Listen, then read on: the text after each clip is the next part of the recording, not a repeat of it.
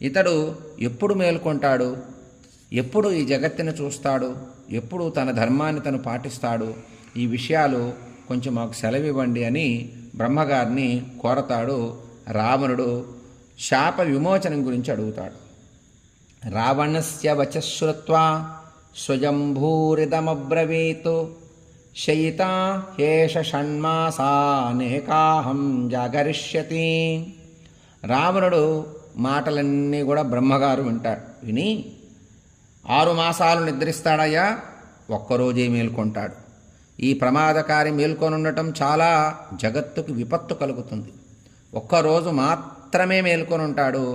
6 నెలల పాటు పూర్తిగా నిద్రపోతాడు. తర్వాత ఒకరోజు లేస్తాడు. తర్వాత రోజు నుంచే నిద్ర ఆవహిస్తుంది అని బ్రహ్మగారు చెప్తాడు.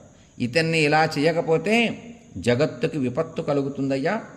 ఆ ఒక్కరోజులో తన ఆకలి కొద్దీ తనకు దొరికినంత ఆహారం తినేస్తాడు.